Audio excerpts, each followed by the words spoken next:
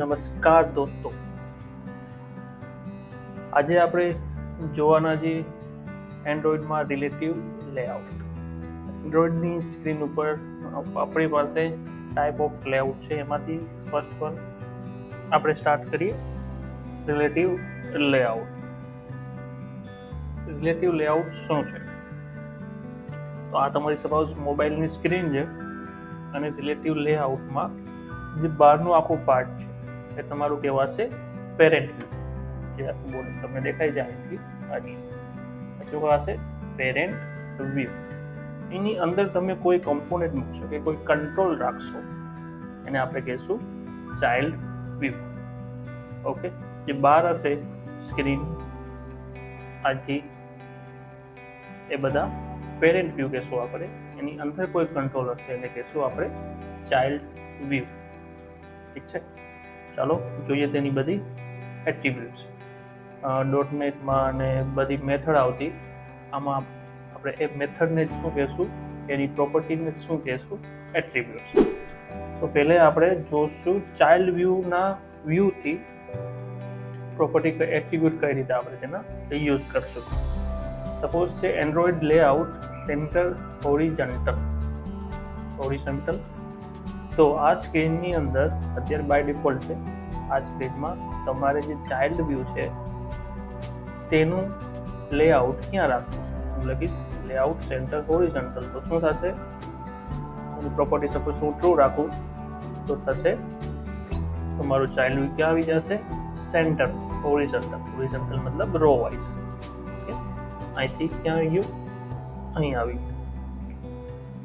Next છે attribute layout centre vertical true. Suppose હું attribute રાખું છું લેઆઉટ સેન્ટર વર્ટિકલ ટ્રુ, તો ક્યાં જશે? સેન્ટરમાં તો આવશે, બટ કેવું? વર્ટિકલી, એટલે કોલમ વાઇઝ. આ કોલમ સિલેક્ટ કરી અને ક્યાં આવી ગયો? Vertical centre. ઓકે, નેક્સ્ટ છે વિડીયો તમે જોવો જ છો તો સબસ્ક્રાઇબ તો કરી લેજો. Next attribute is layout centre in parent. મતલબ જે ચાઇલ્ડ વ્યૂ છે એ કેના સેન્ટરમાં રહેવું જોઈએ? પેરેન્ટ વ્યૂના સેન્ટરમાં.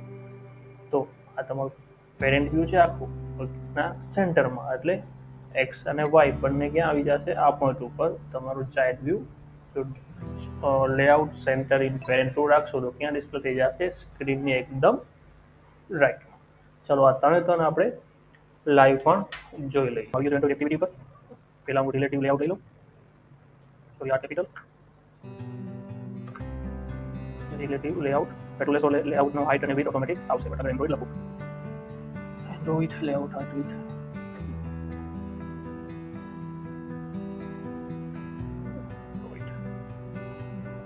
આની પ્રોપર્ટી રાખશું આપણે મેચ પેરેન્ટ. લેઆઉટ તમારું રેડી. ચાલો એની અંદર હું લઈ લઉં છું રિલેટિવ લેઆઉટ આપણે લખી લીધું.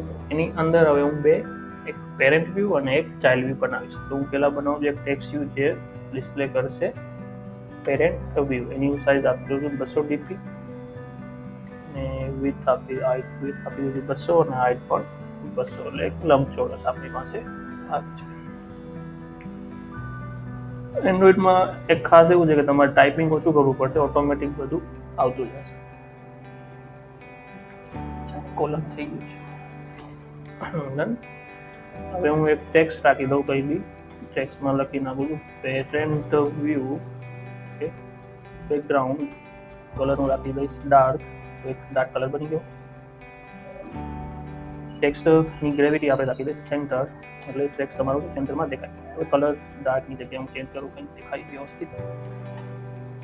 Android colour darker grey. Okay, text આપણા સેન્ટરમાં. એની સાઇઝ વધારવી હોય તમારે તો લખો text size equal to 15 SK DP. Okay, આ થયું તમારું parent view. Next text view second લઉં છું, એમાં બનાવીશ. આવું વિનત ન કરાય. આને આખું કોપી કરી પેસ્ટ કરી દેવાય, આપી દેવાય 50, એટલે એની અંદર આવી જાય. પેરેન્ટ વ્યૂની જગ્યાએ હું લખી નાખું ચાઇલ્ડ વ્યૂ. કલર થોડો ચેન્જ કરી નાખીએ એટલે બંને આપણે અલગ અલગ દેખાય. ઓરેન્જ. હવે ચાઇલ્ડ વ્યૂની પ્રોપર્ટી. 1/1. ફર્સ્ટ હતું સેન્ટર ઇન પેરેન્ટ હવે ટ્રુ. ફર્સ્ટ વન હું આ ટેક્સ્ટ બોક્સને સેન્ટર ઇન પેરેન્ટ ટ્રુ કરી નાખું. ઓકે, અહીં આવી જશે. આપણે ચાઇલ્ડ વ્યૂને પછી જોઈએ. ઓકે, પહેલાં ફર્સ્ટ ટેક્સ્ટ વ્યૂને જોઈએ. પછી હતું હોરિઝોન્ટલ સેન્ટર ટ્રુ, તો ત્યાં આવી ગયું. ઓકે, પછી હતું વર્ટિકલ સેન્ટર ટ્રુ, તો અહીં આવી ગયું. હવે આપણે બીજા ચાઇલ્ડ વ્યૂને એક્સેસ કરવા માટે, મતલબ બંનેને એક સાથે એકબીજા ઉપર ત્યાં ડિસ્પ્લે થાય છે, બટ કેવી રીતે ડિસ્પ્લે કરવા એકબીજા ઉપર એકબીજાની આજુબાજુ તે જોઈ લેવાય. અને હું રાખી દઉં central in parent in centre equal to true, એટલે વચમાં આવી જશે. અને પણ હું રાખું સેન્ટર ઇન પેરેન્ટ ટ્રુ, તો બંને એકબીજા ઉપર દેખાય છે. અને થોડીક સાઇઝ વધારી નાખું અને વ્યવસ્થિત દેખાય.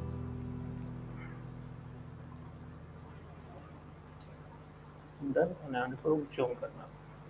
ઓકે, હવે આ શું થયું, એની ઉપર આવી ગયો. હવે આપણે વિચારીએ છીએ કે એની આમ તો નથી મારે ડિસ્પ્લે કરાવવું, તો વ્યવસ્થિત કંઈક ડિસ્પ્લે કરાવવું હોય તો આ સમજાઈ ગયું એટલું. હવે આપણે નેક્સ્ટ આગળ જોઈએ કે હવે એની ઉપર આવે છે, તો એના માટે આપણે શું કરી શકીએ. સેન્ટર ઇન પેરેન્ટ જોઈ લીધું આપણે. હવે નેક્સ્ટ લેઆઉટ આપણે જોઈએ ચાઇલ્ડ વ્યૂના વ્યૂથી. હવે જ્યારે સ્ક્રીનની અંદર એક કરતાં વધારે લેઆઉટ, એક કરતાં વધારે ટેક્સ્ટ વ્યૂ હોય ત્યારે એકબીજા ઉપર તમે જેમ જોયું આપણે કોડિંગમાં કરેલ કે એક ટેક્સ્ટ વ્યૂની ઉપર બીજું ટેક્સ્ટ વ્યૂ આવી ગયું. આ ટેક્સ્ટ વ્યૂ 1 હતો તમારો અને આ ટેક્સ્ટ વ્યૂ 2 છે. તો તમારા બંનેને પહેલાં તો આને પણ એક આઈડી આપવું પડશે અને આ ટેક્સ્ટ વ્યૂને પણ આઈડી આપવું પડશે. અને હવે હું લખીશ કે એની અંદર આ સેકન્ડ જે ઓરેન્જ છે તેની XML-માં હું લખીશ કે મારે લેઆઉટમાં કઈ રીતે મારે ડિસ્પ્લે થવું છે, એને રિલેટેડ રહેશે, એટલે જ આનું નામ છે રિલેટેડ લેઆઉટ. એટલે હું સેકન્ડ જે આ યલો છે, સોરી ઓરેન્જ છે, એમાં હું લખીશ કે મારે જે ફર્સ્ટ ટેક્સ્ટ વ્યૂ હતું એની અબાઉટ ડિસ્પ્લે થવું છે, બિલો ડિસ્પ્લે થવું છે, લેફ્ટ સાઈડ કે રાઈટ સાઈડ. તો આપણે કોઈ કંટ્રોલને એક્સેસ કરવો હોય, કોઈ કંટ્રોલ આઈડી થ્રુ જ થાય, તો બંનેને પહેલાં આઈડી આપી દેવાનું. મેં આ જે બ્લુ છે તેને એ આપ્યું છે અને ઓરેન્જ બી. હવે હું બી જેનું આઈડી છે એની અંદર લખું છું એન્ડ્રોઈડ લેઆઉટ અબાઉટ, મતલબ આ આઈડી એની અબાઉટ ડિસ્પ્લે થવું એવું કંઈ. જેવું આ લખીને લખીશ એટલી લાઈન, એટલે ક્યાં આવી જશે એનો કંટ્રોલ ઉપર, આ ચાઇલ્ડ વ્યૂ ક્યાં આવી જશે આની ઉપર. ઓકે, નેક્સ્ટ છે એવી જ રીતે લેઆઉટ બિલો, મતલબ હવે અહીંથી ક્યાં આવી જશે સરકીને નીચે છે. સિમ્પલ. નેક્સ્ટ છે હવે layout to right of, but કેને આઈડી એ ને, મતલબ આ ક્યાં આવી જશે સ્લાઇડ થઈને રાઈટ સાઈડથી, તમારું રાઈટ એ સ્ક્રીનનું રાઈટ એ રીતે જોવાનું. નેક્સ્ટ છે સેમ તમને નામ ઉપરથી જ આઈડી આવી જશે. હવે layout to left of ID એ, એટલે કઈ બાજુ આવી જશે આઈડીની લેફ્ટ સાઈડ. ડન. ચાલો આને જ હવે પ્રેક્ટિકલી આપણે સ્ક્રીને પહોંચી ગયા. અહીંયા હું લખીશ હવે લેફ્ટ ઓફ, બટ કેને હવે આઈડી આપવાનું હજી આપણે બાકી જશું. આ ટેક્સ્ટ વ્યૂને હું કોઈ આઈડી આપી દઉં. આઈડી પછી કંટ્રોલ સ્પેસ મારો એટલે ઓટોમેટિક આવી જાય. અને આઈડી લખવી હોય તો +, ઓટોમેટિક આવશે, એનું નામ આપી દઉં છું એ. પછી આ લાઈનને કોપી કરી લેવાય, આ લાઈન કોપી કરી, સેમ આઈડી બે વાર ન ચાલે, એરર આવશે. એરર આવશે ત્યારે અંડરલાઈન થઈ જશે અને અહીંયા હું સ્પેસ દબાવી લખીશ, કંટ્રોલ સ્પેસ દબાવીશ તો ક્યાં આવી ગયો ટુ લેફ્ટ ઓફ આવી ગયો, સ્ક્રીનમાં દેખાય જ છે. નેક્સ્ટ લખું ટુ રાઈટ ઓફ આઈડી એ, are you right? Next above layout above કે ને આઈડી 1 ને જો સ્ક્રીનમાં તમને દેખાય જ છે, ઉપર આવી ગયો હોય. ડન. નેક્સ્ટ છે બિલો કે ને આઈડી એ આવી ગયો નીચે.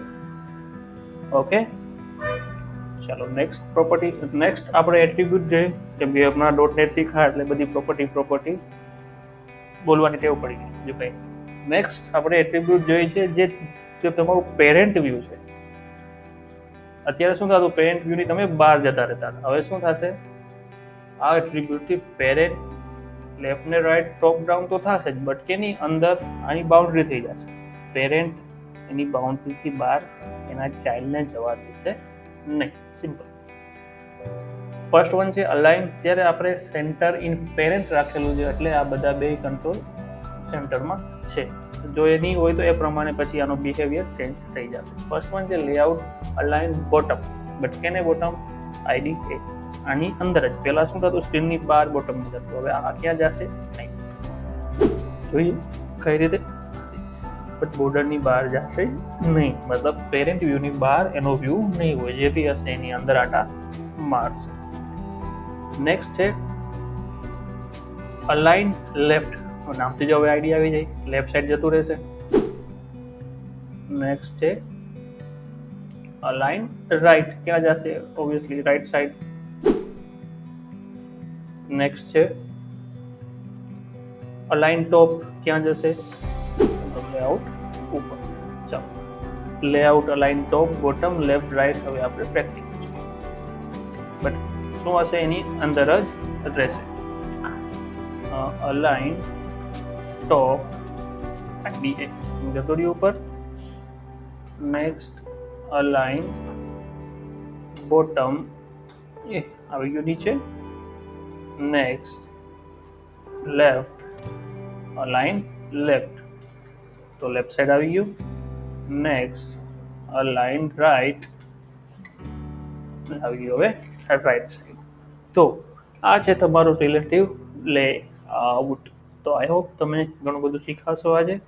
નેક્સ્ટ આપણે બીજો કોઈ લેઆઉટ જોશું. ત્યાં સુધી જય હિન્દ, જય ભારત.